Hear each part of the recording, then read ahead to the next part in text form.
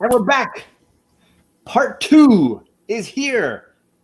We are talking about The Wire again. If you missed part 1, it's only like 5 of my shows ago. You can go right back and check it out when we're done here. But we are deep diving. We are really discussing way more than just season recaps that you'll find all across YouTube. This is a show for fans, or a show for people who are curious, what is The Wire even all about? This is the Wire Deep Dive Show, and I'm joined by Shaun from Stay Puft 1983. How you doing, man? I'm doing fine. Excited to be here. And I got Fire Guy Ryan and his cat. This is Kima, actually. Her name is Kima. Hi, I'm Ryan. Hanging out with my boys, about to talk The Wire, like people do on Friday nights. Right, just a normal pre-4th of July pre-gaming kind of thing, right? If you guys haven't seen the first episode, we're basically talking about theme when we come to The Wire. It's such an original, unformulaic kind of show that we wanted to do something original and unformulaic for this. And Shaun and Ryan came up with some great ideas for talking about theme. And so we've broken the show down into 4 key themes. We talked about corruption last time. And tonight we're going to be talking about addiction and how addiction is a significant component to this program. We're going to highlight for you 3 characters that sort of exemplify those qualities, but then we'll go way beyond into all these other avenues like we often do. And in the end, hopefully learn some cool things or connect some dots that maybe we hadn't before, and set you guys up for the final 2 thematic episodes we want to do here. I'm going to jump into the chat real quick and say hello to some people who are pre-gaming here. Simon R., thank you for coming by. And Unruly Simeon was really bummed. He's like, I'm going to have to watch the rewind. But there's no shame in the replay. No shame. Yeah, he's on Mega Power Hour tonight. Oh, is he? There you go. That makes sense. Simon says he was watching the Perry reactions to the Avengers Infinity War, and they were great. I watched those as well. Those were great. Hello, R to the Onion. Is this something? I don't know R to the Onion. I'm sorry. Oh, that's my brother. Is that your brother's new? Is that your brother's new account? He changed his name. He does that. He changes it. It was Ronan. Wasn't it Ronan? It's R to the Onan. Ronan. Ronan. I see it now. I see it. My bad. It's the whole thing. I see a fire. Oh no, it's just Fire Guy. Yep, he is the Fire Guy. Hello, Magic Lasso. Hello to you. Tessa is a nerd, and she is here. Yes, Kima is here as well. You saw Kima. Yeah. It says, I don't know why I'm here on episode 2, but I'm happy and I'm getting drunk. Hey, you do you, brother. You do you. Hello from Kevin from 12 Comic Talk. Good to see you in the chat here. And my local homie, Ruben Guzman, who I met in my LCS recently. Good to see you. And that's our crew. So we're talking about addiction tonight. It's fundamental to the show in so many different ways, and so many characters dealing with it in one form or another. I kind of feel like this topic is one that people probably have a connection to. I know that in my family, I've had many people dealing with addiction. Are you guys in the same kind of boat in your lives? Yep, Same. Everybody has a certain addiction in their life. Oh, yeah. I mean, but yeah, obviously, I was just thinking like family-wise, but like certainly we can look at ourselves and say certain things we might be addicted to collecting or buying, or we have chemical addiction is a huge part of the show as well. Alcohol addiction, that's a huge part of this show. Yeah. Right, on the police side for sure. Yep. So did you guys feel like in general the show captured addiction in a way that was familiar to your life experience? No. Thankfully. No, in the sense that you felt like there was truth behind what they're not in the sense that you're like, oh yeah, I smoke pot. I understood, their addiction, like McNulty, one of the characters we'll talk about, I understood why he was addicted to certain, to bringing down the criminal organization. It's just that the way he done it, it was a fascinating look on it, on how he did things to try and fabricate and turn the detail, the focus specifically on this. And he'll do anything to get it done, no matter what. which is like a big part of addiction, right? That it takes you to this dark place where you're not in control of your decisions in some ways, right? That you're driven by the need. And then you add alcohol and drugs to it, and it's just a whole different ball game. Absolutely. Well, then let's take a look at one of our first characters. I created a little slideshow here. This is what I came for, man. I came for the slideshow. The slideshow, man, right? So we're gonna have Shaun start us off here with the one and only Bubbles, or Reginald Cousins is his actual name. This says, "Ain't no shame in holding on to grief as long as you make room for other things." Man, Bubbles was one of those guys that when you like, there's certain people when you don't want to see somebody so addicted to drugs, because it's not a pretty sight. They're fiends. They're always pumping themselves with heroin or snorting crack and stuff like that. So that's the worst element that you can focus on when it comes to these shows, is just focusing on these drug addicts and the lifestyle that they live and what they do, to try and get money to continue to feed themselves that high. They all live off the high of drugs, of heroin. So, when it comes to stealing metal and selling it just to get money, that's how they do it. It was like that in The Corner. When you watch The Corner, they go and scrap up, steal metal. Oh yeah. Go in people's houses and take a refrigerator and then go down the block, sell it, make some money, and then go hit the corner spots and get the drugs. So, man, he was saying he knows a real Bubbles for real. Yeah. And I will say my uncle had some serious cocaine addiction in his life that definitely have moments that reminded me of Bubbles. And the thing about it is his character arc from season 1 to season 5 to me is one of the best, because we get to see him at a low point. Then he just hit a complete low point in season 4, and you just see the buildup, of him, because he struggles with addiction. Like he gets high, but at the same time, he knows he wants to get away from it. He wants to get out of this game. And you see that in the first season where he tries to get himself cleaned up. He moves back into his sister's basement, and he's clean for a couple days. He's trying to stay off of it. Yeah. And I remember it was an episode during that season where McNulty asked him, "Hey Bubs, why you got so much wisdom, but your life's so fucking hard?" And Bubs was like, "I've been wondering that myself." And it's so true, because he knows that he's smarter and an intelligent person, but at the same time, he's just stuck in this rotten place of doing drugs and doing all this fiendish stuff, when you know that deep down inside, he's a good man. He's a wholeheartedly good man. And he's trying to kick his partner. I forgot his name.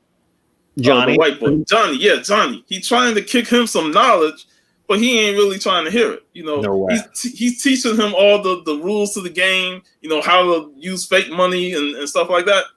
And he don't know how to apply it because he ain't got Bub's wisdom. Yeah. And Bubs look at him like, this boy ain't got no luck. He'll never learn. Bubs learned from his mistake and graduated on the school of the hustle, on how to hustle these drug dealers and stuff to get what he want.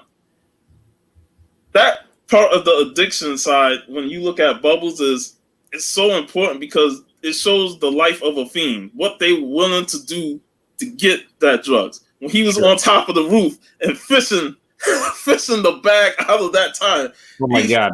That scene was like, that fiends will do anything to get it. And when you're so addicted like that, you find creative ways on how you're going to get with your high, get the drugs. So right. I love in season 2.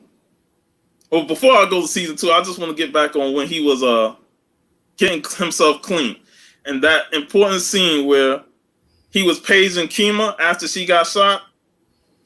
And then, the police come and pick him up because he's paging Kima.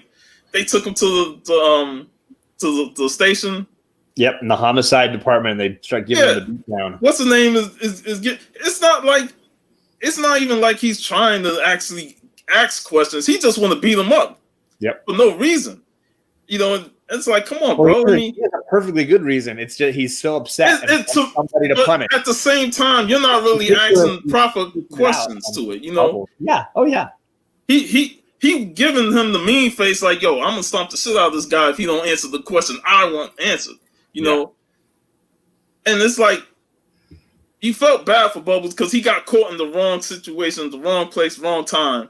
And, you know, it was at that point when McNulty gave him money, because he didn't really want that money because he know what he's going to do with it. Exactly. But he took it, and next thing you know, he's back in the streets getting high. So that it broke what he was trying to do. He was trying to at least live straight and get back clean. But that moment kind of broke him, and he ended up going back to what he was doing before. And that, to me, was like the first instance where you could see that he has a chance to get clean. He has that opportunity. He just needs to be pushed more.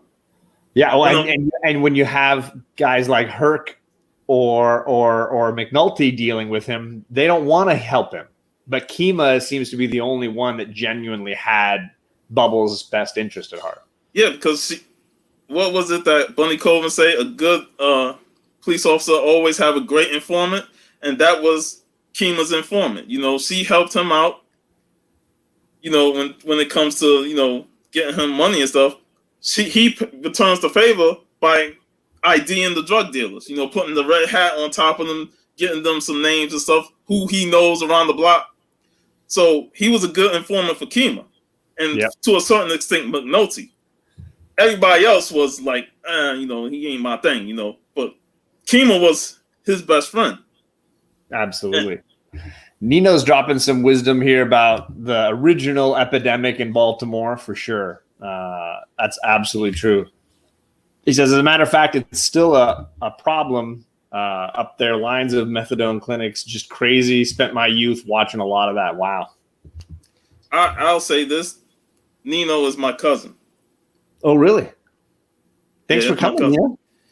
You know, he subscribed and he's watching the show, but I told him about it because I was there with him in Baltimore a few times, you know, and he lived through that. So he understood exactly what was going on in Baltimore. Ryan, did you have any thoughts on Bubbles? I know you're a big Bubbles fan. I like Bubbles because through him you get to see kind of the impact that the drug trade that we kind of see happen in like an abstract kind of way with Stringer and Avon, like where they're talking about it as like a commodity. You know, they're pushing drugs and they're dealing drugs, but it's not until you get down in the freaking sewers and the gutter with Bubbles and you're like, this is the result, the impact of kind of all the other movings and shakings that are happening on throughout the rest of the show. So it's kind of for me anyway, it's kind of cool to get that piece of the puzzle kind of put in, like the trickle down quality, right? That like if something's hard at the top, it's going to be harder at the bottom, kind of thing. Mm-hmm. Yeah. And when like the drugs are good and everybody's making money, then everybody's getting high, and then Bubbles is riding high. And the funny thing about Bubbles is he's an entrepreneur. You know, he walks around with that shopping cart with all the supplies. Lord knows where he got the supplies. We all know how he got them, but we don't see how he actually get them. But he knows how to make deals and sell to the corner kids. You know, you need them white T-shirts. I got whiteys for sale. You know, he knows how to get his hustle on to make his ends meet. You know, definitely. So besides just hitting up drugs, he also has entrepreneurship. You know, in terms of, you know, Bubbles Depot. You know, and that was the fun element of his character, is that he gradually grows as each season go on. He don't just stay stuck in just doing one thing. He grows as a character. You know, he does new things to make himself, to benefit himself. Yeah. You know, and what happened with the Amsterdam thing, and he saw Johnny in the rut that he was in, he knows that could have been him. You know, had he stayed on that path, had he not found this alternative style of making money, he could have been right there with Johnny. But he, being the wise person that he is, he was able to take this Bubbles Depot and make a living off of it. You know, he still was doing drugs, but it was more like here or there. Well, and he started trying to help people like Sherrod, and he started trying to I don't know. It seemed like he was trying to make as honest a living as you can in that environment. You know, I mean, it felt like straight up, and it reminded, you know, I think obviously for me, Bubbles is easily the most lovable character on this show. The guy that you just want, you wish things for, you cheer for, you hope that he is going to find his way out. His redemption is so wound in with the trauma of the show. Dusty Brick is here. Thanks for coming by, man. What up, Thank Al? you for coming. Got Jeff Comic 813 too. Yeah, thanks for coming by, Jeff. Good to see you, man.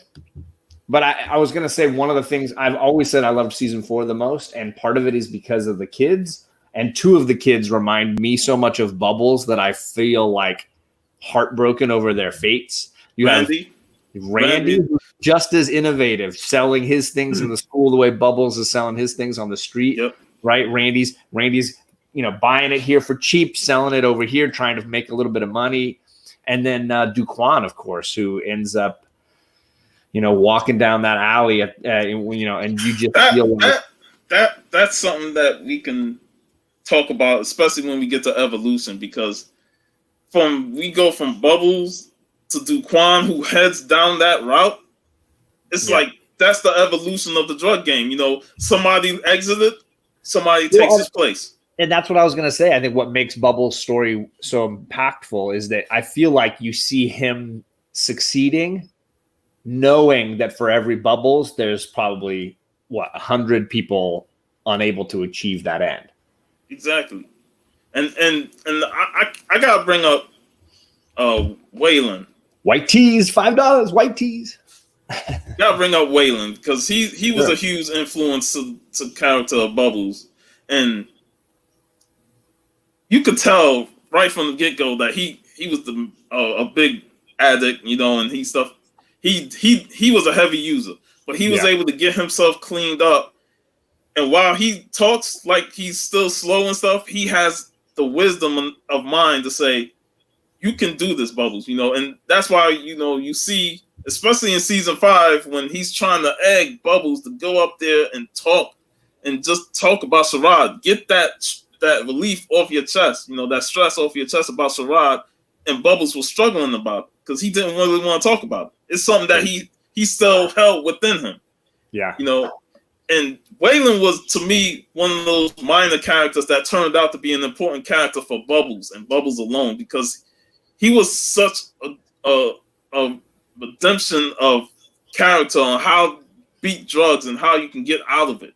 You know, and he was trying to put that on the Bubbles, and Bubbles, he know he wanted it, but he didn't push forward until the thing with Sherrod happened. And that was the changing point for his whole career. Yeah, and isn't there I want to say it's in season 1 when we see Waylon walking, and Waylon sees Bubbles, and he's like, he's just not there. He's not ready yet. He hasn't hit rock. He hasn't seen that bottom coming up at him yet.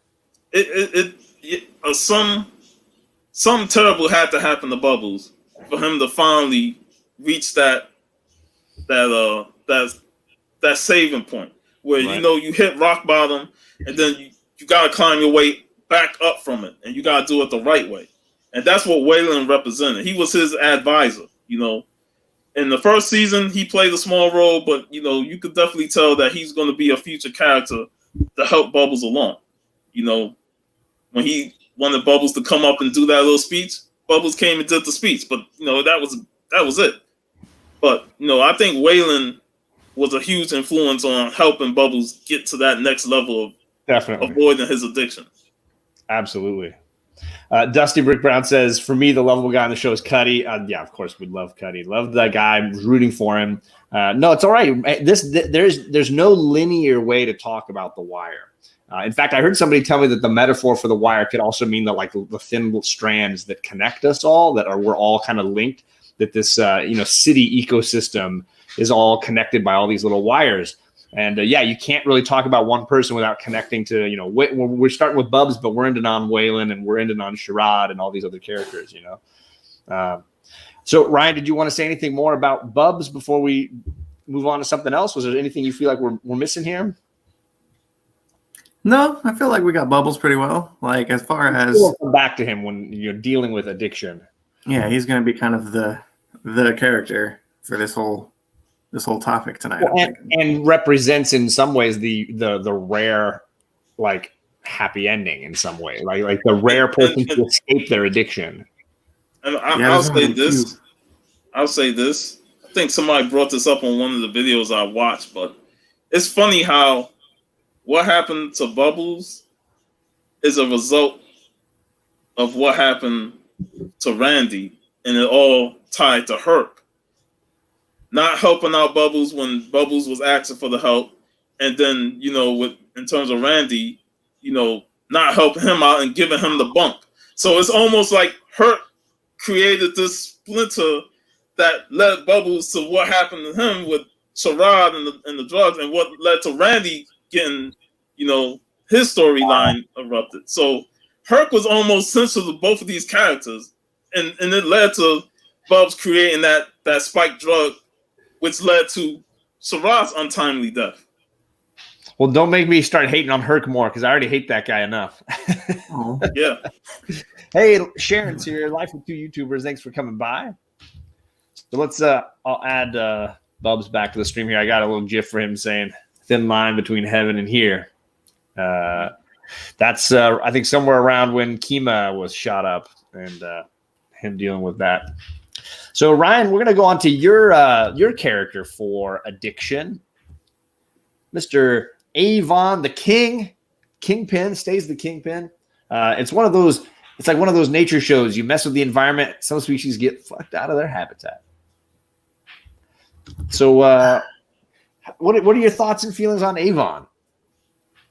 When we decided that we were doing addiction as a topic, the obvious thing that comes up is drugs. Like it's a show about drug dealers and a lot of drug consumers. But we figured that we also needed to have representations of other forms of addiction that are clearly documented throughout this show. And one of those other ones, other than addiction to substances, would be addiction to power. And kind of talking about Avon here as a representative of that, but there are certainly other people on this show who are addicted to power, like to a self-destructive degree. And I guess you could say Avon is one of those, but you know, he doesn't it's not as self-destructive in a literal sense for him, at least. I think it's literally self-destructive because it leads to his repeated incarceration and whatnot. Sam says he's addicted to hearing his name ring out on the corners. Exactly. So Avon is a guy who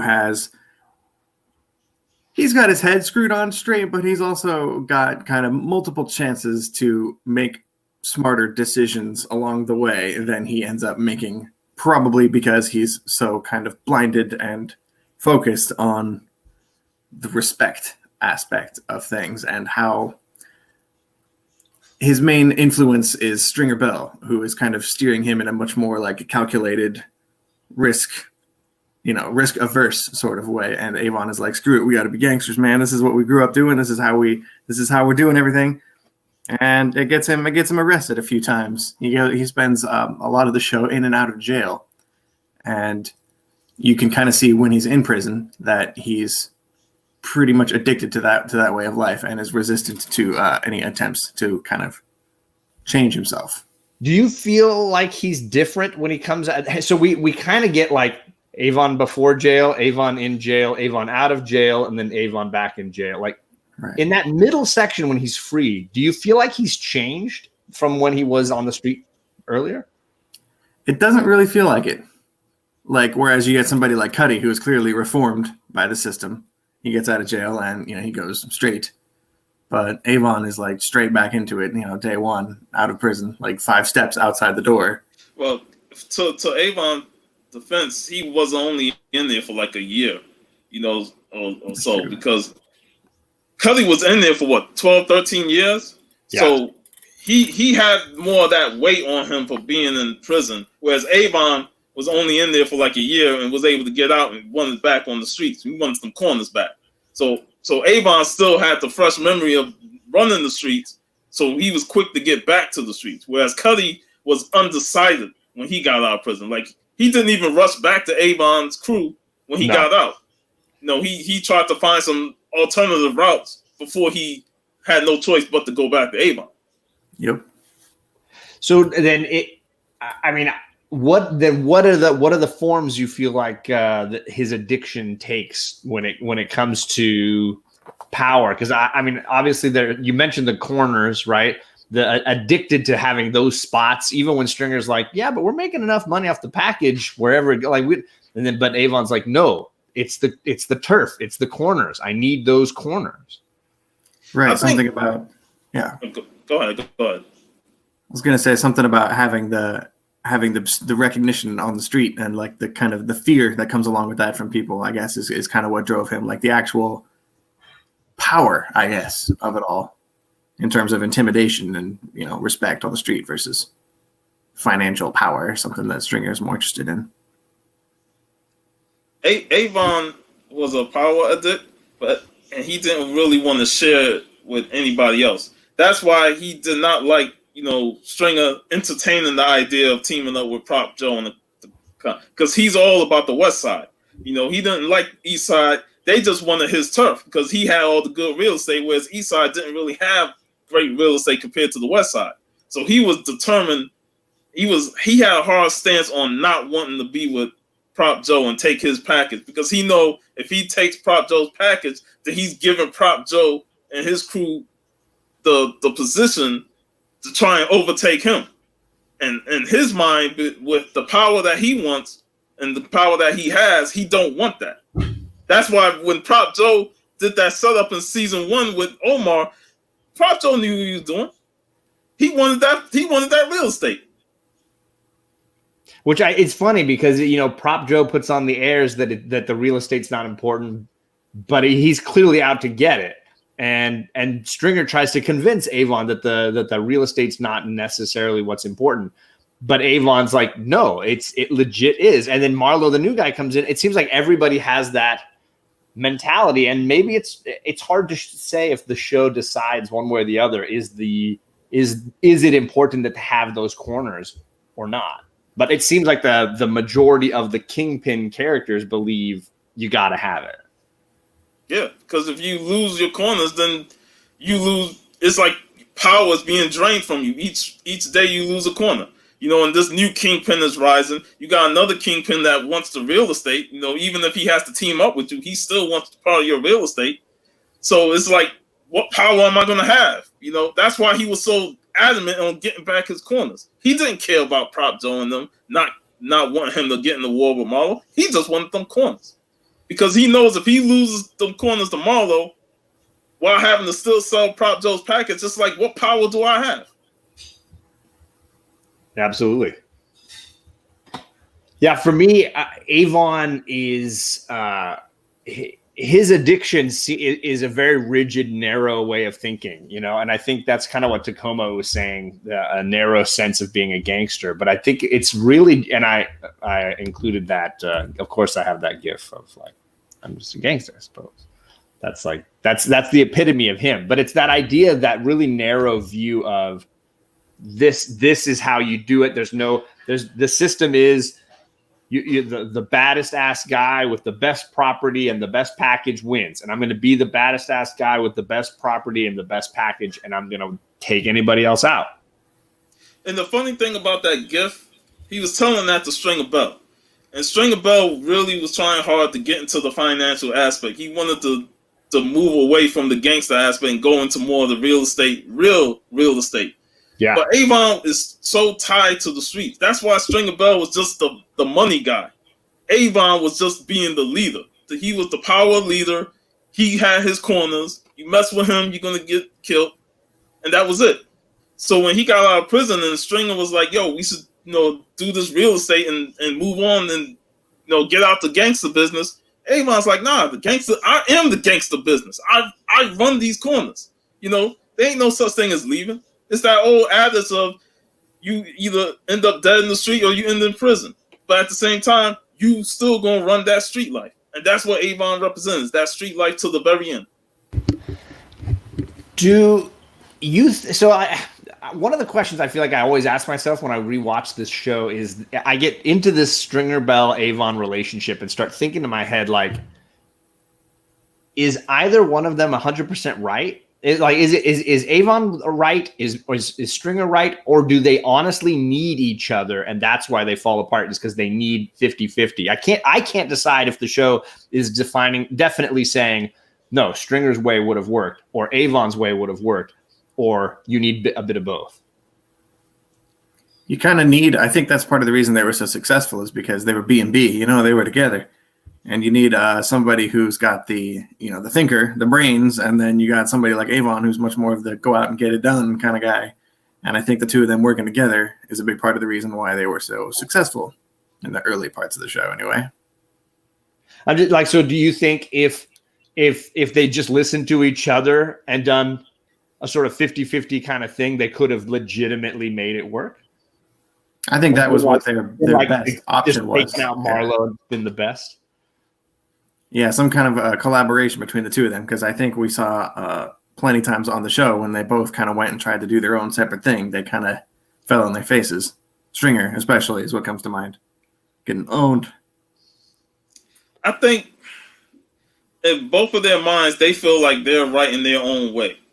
And I've seen this discussion on the Wire fans page and on YouTube and stuff.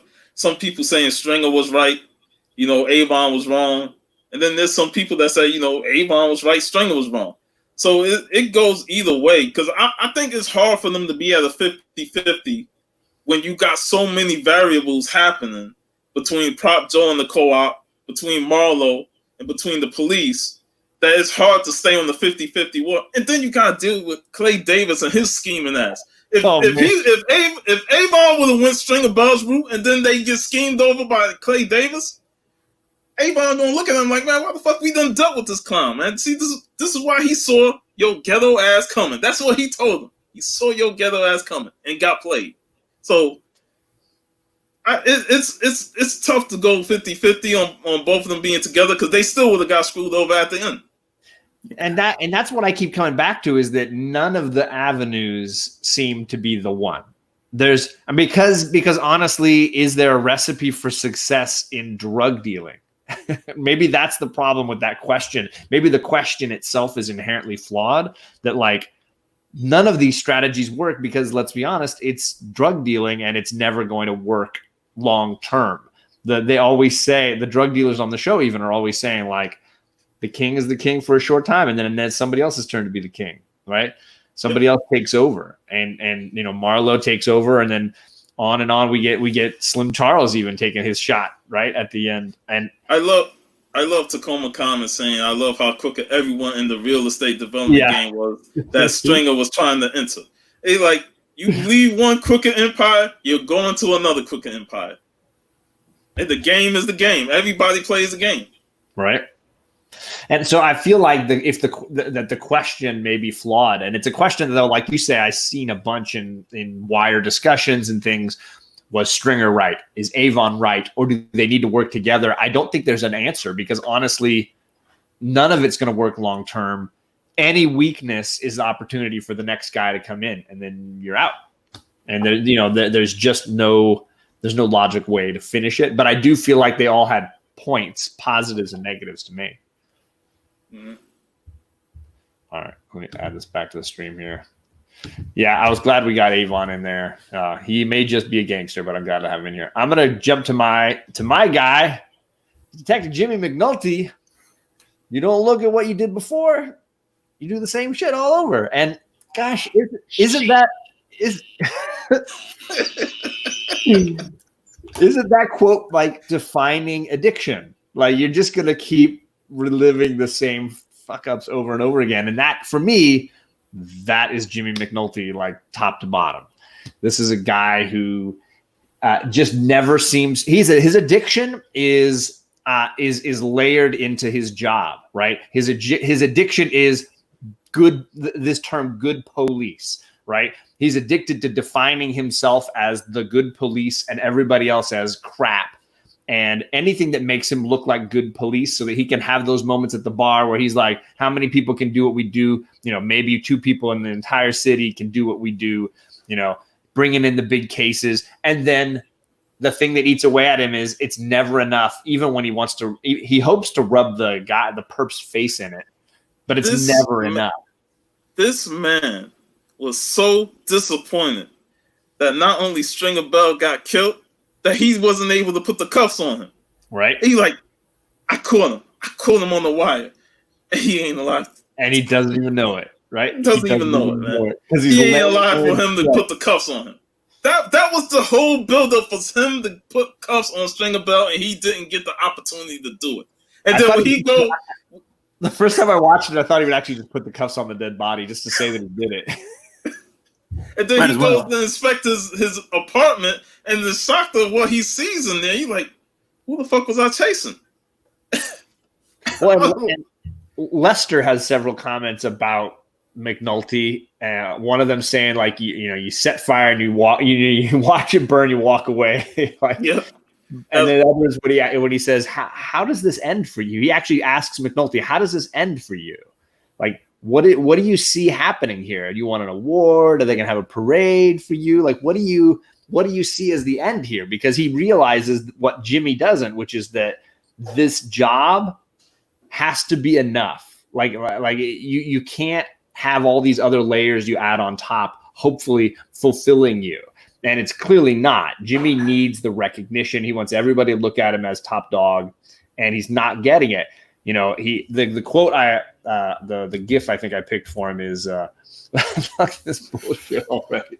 Right? Oh, that was perfect. The way he's swiping and just got rid of the right. It's so true of his character that he thinks of everything that is not his way as bullshit and baloney and whatever. And he is an absolute addict to that feeling of being top dog. And nothing fills when he is not having that need met, nothing fills it. Not the booze, not the ladies, not the any. And he's got vices up the wazoo, and he just can't fill that empty space that is bringing in a big case. It's what started this whole thing. When he talked to the judge about it, and the judge put it out there, this whole case started because of him. He couldn't keep his mouth shut.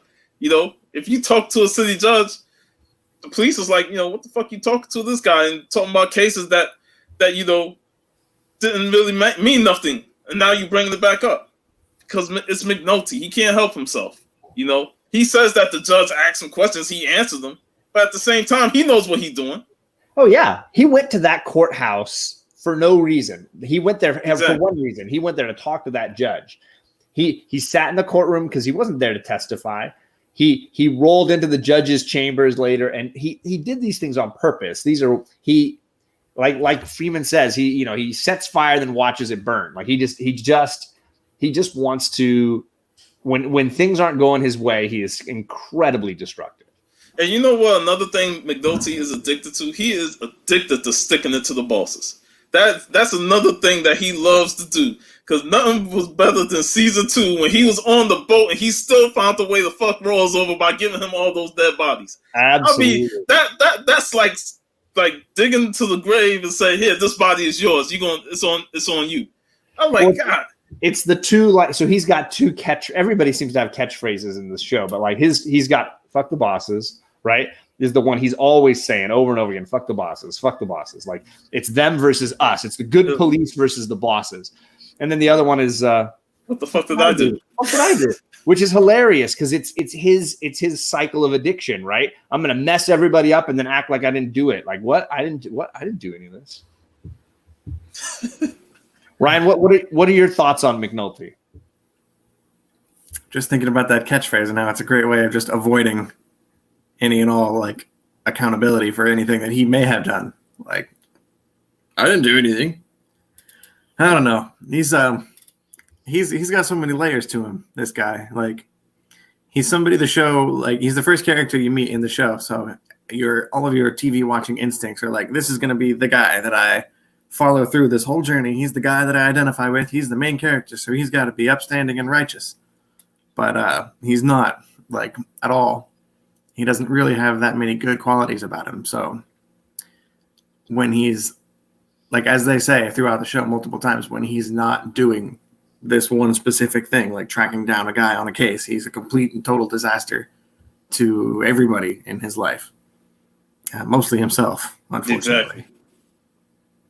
Well, and he says something like that, doesn't he? Say like, the thing that makes me good at this job makes me a complete screw up with everything else.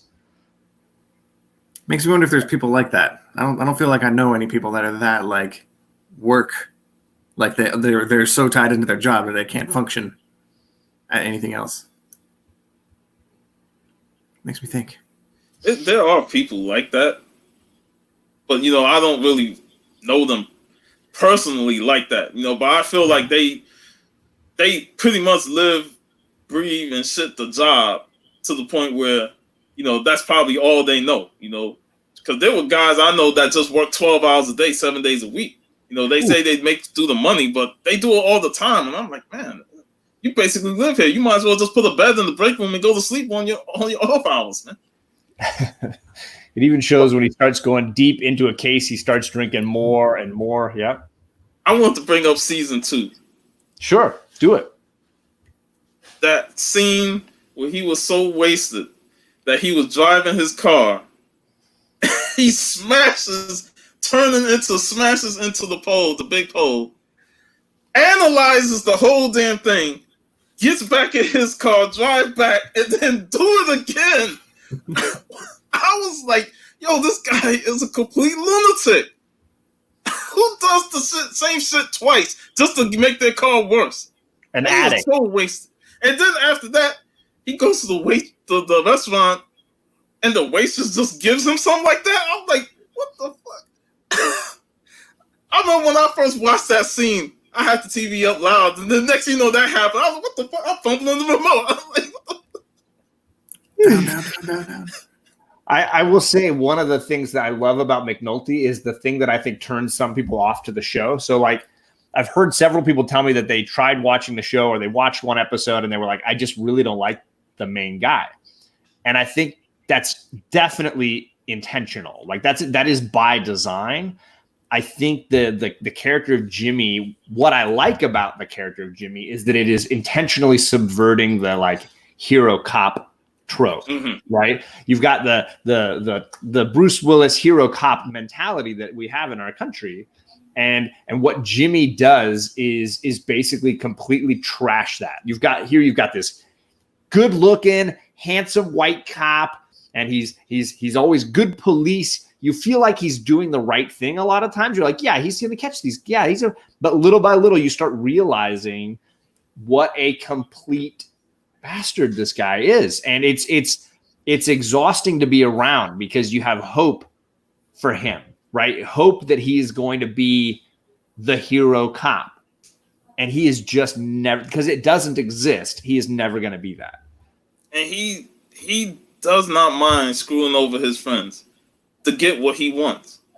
Like, he does this almost relentlessly, I'm like, if you're going to do it, just tell me up front, that you're going to backdoor me, because don't let me find out later. And I remember when he went to Bunny Cove and to get the case back on Stringer Bell, them, Daniels was pissed, because he went behind his back. And Daniels did a lot. He got him off the boat. He made sure he tried to do the things the right way in terms of talk to the boss, and he still go behind my back. It's just you can't trust this guy. You can't trust him. I mentioned a little before we go live that I had listened to a YouTube video about McNulty this morning where the woman who was doing the show mentioned that she felt like two of our characters tonight, Bubs and McNulty, were the redemptive stories of The Wire, the two characters that had a redemption arc. And I got very frustrated with this point of view, and maybe it was just me. Maybe I'm looking at it a certain way. I viewed them as antithetical. Like, I viewed Bubs as the redemptive arc because he shows this evolution, he shows this growth, he beats the addiction, versus McNulty, who gives into it, in my opinion, and shows regret, but in no way highlights an idea that he might have learned the lesson and will not be an addict anymore. He's just honestly, one day away from another fix. For me, I don't see him evolving from his addiction at all. Do you guys feel differently? I feel the same way you feel.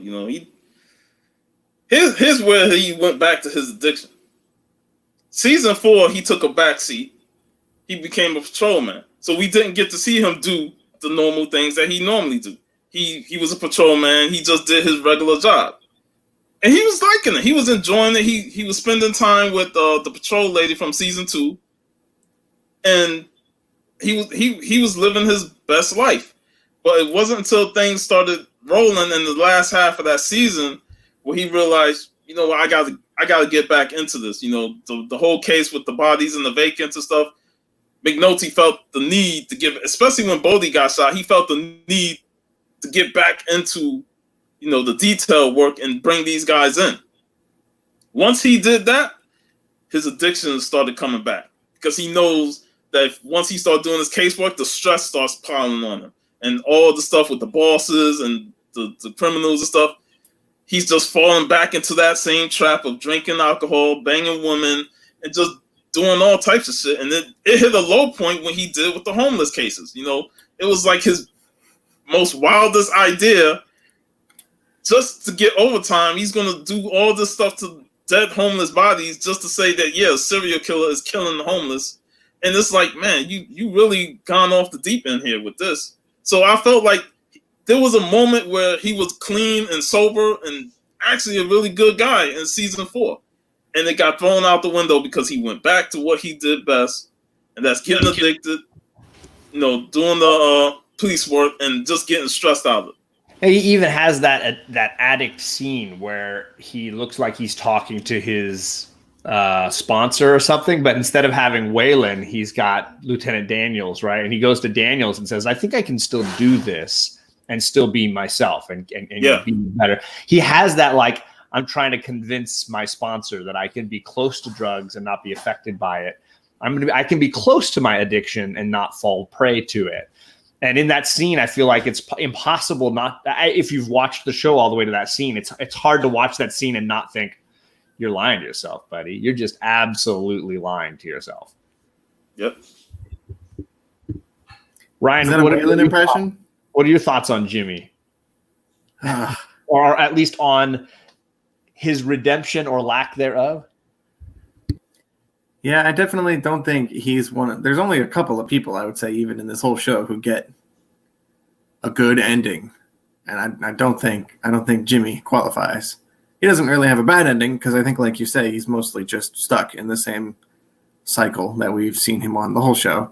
And I think, the best shot he had at getting out of it was his little domestic interlude in season 4. But the call of the job kind of ruined him from that. And maybe he can get back to that at some point after that. But I think once the people in his life realize that he is so easy and so quick to burn bridges, then it's hard for him to get second and third chances in some cases. So I don't have a lot of hope for him, honestly. He's kind of screwed.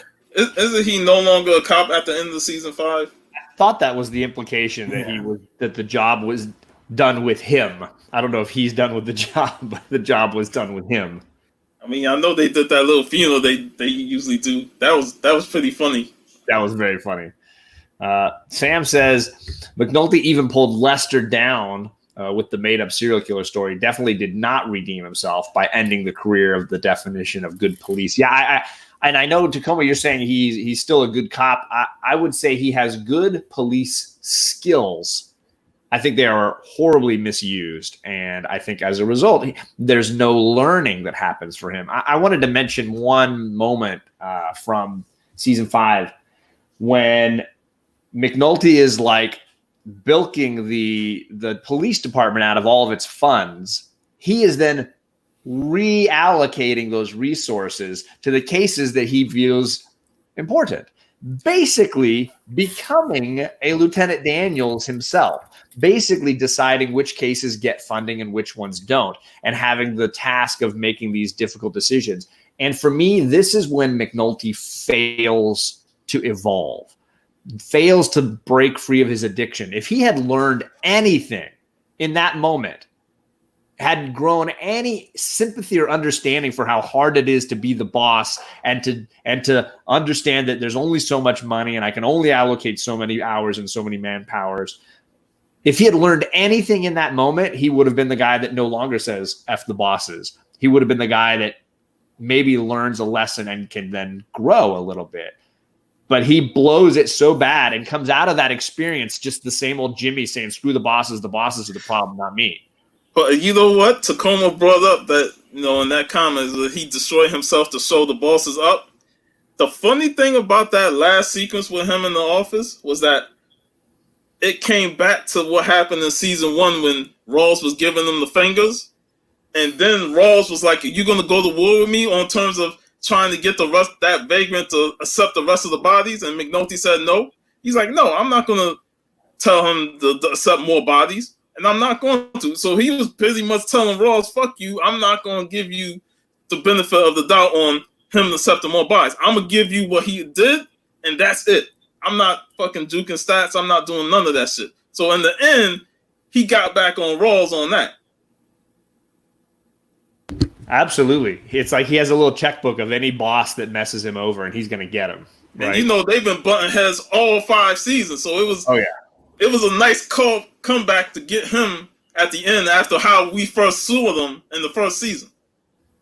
Exactly. Definitely. Ryan, you mentioned when we were talking about addiction, you were like, there's a bunch of characters that I almost talked about, that I almost wanted to discuss. Were there any that have lingered in your mind a little bit during this sort of planning of discussing addicts on this show?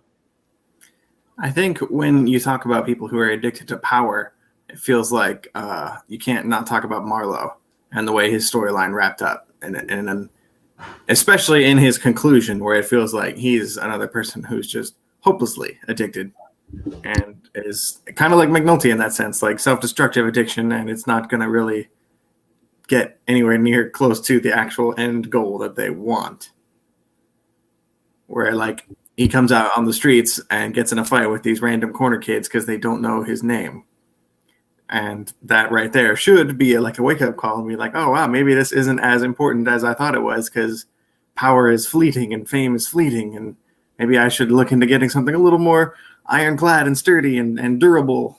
But, he's just going to – it's pretty clear to me anyway that Marlowe is just going to go right back into the street game. Oh, yeah. When he walks up to those corner kids and just you know who I am? He's just like, oh, crap. He's gearing right back up to get his corners and find a couple more heavy hitters to join him. And the funny thing is he got in the position that Stringer Bell wanted. Stringer Bell wanted that high life position that Marlowe was in with those rich people and stuff. Marlowe did not want that because he was all about the streets. He was Avon Barksdale in terms of the streets is life for me. I kind of feel like Stringer almost would have had that same reaction, when he was up, if he was up in that fancy party with all the suits, and Marlowe was just getting introduced to all of them, but not having anything to do with any of it. And I feel like Stringer would have thought he was getting in with these people, but I kind of think the end result would have been the same. They wouldn't really accept him. They wouldn't accept him, but I know he's not going to go back to the corners. He's going to have to adapt. And I know we never really got into the politics side, but I know we had discussed certain politicians' addictions to power. And was there anybody on the politics side that you felt like exemplified addiction as well, say, Puff? Mayor Royce was addicted to the loyalty. He was addicted to people who was loyal to him. He did not want nobody coming in and challenging what he felt was his chair, and anybody that, was challenging, he said, I need people who are loyal. That was the one thing I got from him the whole time, is that if you're loyal to me, you're going to be fine. what's his name? He lost Odell Watkins because of his loyalty to the people that he wanted in there, and he didn't want to really change his ways. He just wanted to remain the same, politics as usual. And, it's that type of addiction to running things how you want it to run it instead of actually looking at the different options and saying, all right, we definitely need to change this, we need to change that. You're like, nah, we just going to juke the stats, and make sure this thing is clear for the next year. And, sometimes loyalty could be an addiction because y'all talked about this on y'all top 5 movies, but remember License to Kill, the villain in that movie was all about loyalty. That's his main basis was loyalty. If you're not loyal, you're gonna get wiped out, because he didn't trust nobody that was not unloyal to him. So when you have that type of addiction where loyalty is everything and everything else means nothing to me, sometimes it warps your mind and you make rash decisions that you don't normally make, all because you value loyalty to people who's loyal to you. All these addicts have that element, right?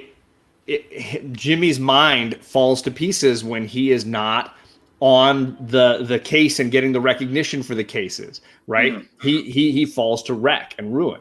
And I think when Avon or Marlo are stripped of their power, their addiction comes out. And I think Bubbles is one of those few that can survive that issue.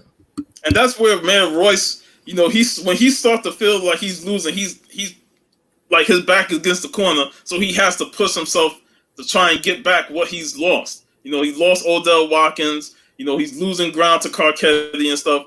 So now he's got to push back harder. He even shaved his goatee just to look clean and presentable. So he's trying to push back against the system that lost him because he's losing his loyal friends. And Sam mentions one that I know Ryan had mentioned before too, which is the Carcetti idea of being addicted to a certain level of politics, that getting to the next layer and the next layer up. One last thing I guess we could touch on before, we're almost an hour already, but I feel like there's a relationship between this discussion and the fourth theme that we're going to talk about later on is evolution. And I feel like there's this connection where addiction is the opposite, in the sense of like addiction is repetition and excessively repeating over and over again, and evolution is breaking the cycle and moving beyond. Do you guys agree with that, or does that seem too simplistic?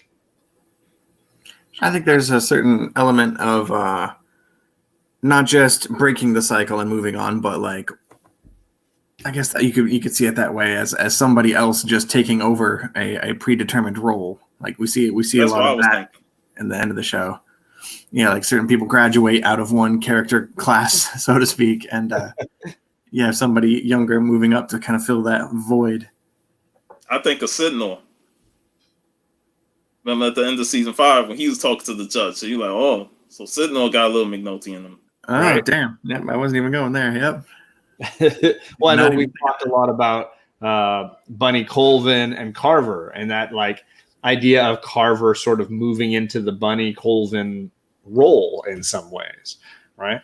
Even making the hard decisions that's no cop will really make, in terms of turning on one of their own, because he made an irrational decision, and he made that's one of the toughest things about, being in the position of power, is that you got to make decisions that matter. And you got to also make decisions that there's going to be consequences with, and he had to make a decision that mattered to him, though he felt was right, even if his comrades look at it as, you're going against the code of police, turning against one another. So Carver was definitely one of those person that evolved to the next level as each season went on. Well, and I think Kima was an interesting discussion too, because I know a lot of people say like Kima was following in Jimmy's footsteps and had a lot of the same womanizing alcohol issues that Jimmy has, but I feel like she finally cracks through in season 5 to find she sees the line for herself, right? Jimmy's line doesn't really exist. He's going to go across every line. He's going to just keep going, right? His addiction is so deep seated But I think Kima at one point sees him going over a line that she views in her life as something she would never cross. And it makes her stop and say, maybe I don't want to follow this guy. Maybe this is not my role model for my career and myself. Yeah. Not a good role model in almost any way. Thank you, Rod. Thanks for coming by, brother. I appreciate it. We're in the final throes of our second deep dive in The Wire, talking about addiction this time around. We're going to be breaking this down into two more thematic talks. We got truth coming next, and then evolution, like I keep mentioning, will be the finale. And then we'll see if we have more to say after that, if we got more that we want to do, because obviously this is a show that when you start talking connects to everything. I mean, it just goes and goes and goes. Shaun, did you have any final thoughts on addiction or anything that we didn't really get to that you would like to bring up? Not right now. There's nothing that's in my brain. I feel like I've used all my thoughts during the show. That's fine. But I know there's probably some other things that we could talk about, you know, in terms of Herc is another one that was addicted to what he was doing. You know, he never changed his stuff. But you're right. Even when he was working in the lawyer's office, it's always just bend the rules to do whatever you want. Yeah. Right. But other than that, you know, I don't have nothing else to say. You know, I mean, I guess we didn't talk about like how human addiction is. I mean, the reality that we all have things that we kind of do in repetition and are addicted to doing in one way or another. And the challenges in anybody's life to break those cycles of addiction inside of ourselves. And maybe that's what's so relatable about the struggles these characters are going through, is that it's a very human kind of thing. Yeah. How about you, Ryan? Am I getting too big and heady here? Oh, yeah, addiction is a messed up topic. But yeah, no, I think we did pretty good. I think there's many different ways that addiction as a concept kind of bogs people down or bogs these characters down, but it has a really strong way of enforcing these kind of behavior patterns that kind of is going to, again, like you kept saying, tie into the evolution discussion that's coming up in 2 installments of this program. Well, I think Shaun said something about how hard it is to watch, or maybe it was you who said about Bubbles, how hard it is to watch somebody dealing with addiction that way. I think that's what is challenging to a lot of this discussion. Is it's hard to see people giving into. Yeah, thank you, Tessa. Hard to see people giving in to their basest instincts in many ways, and being unable to rectify things. It's easy to watch and point out everybody else's mistakes, right? Not to fix your own. Some of the reality of addiction.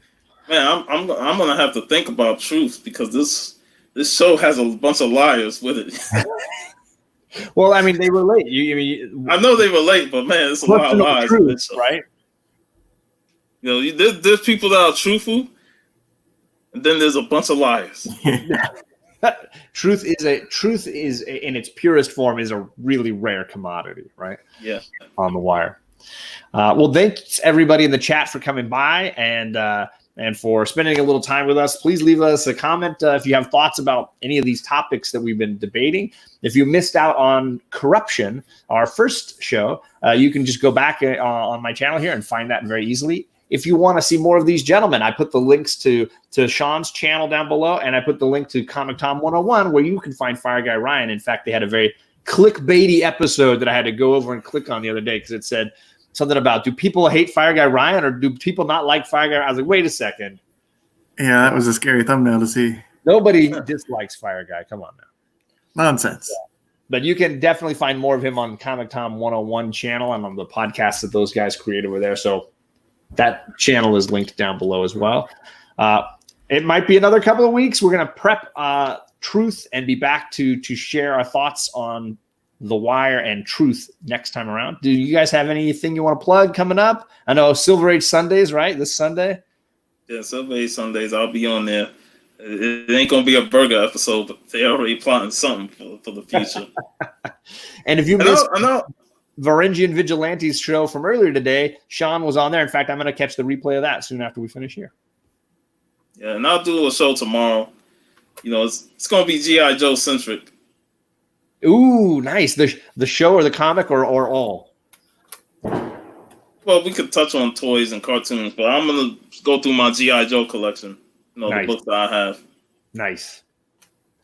And then Ryan, you got anything big coming up? Any shows that you're on for Comic Tom that are coming up?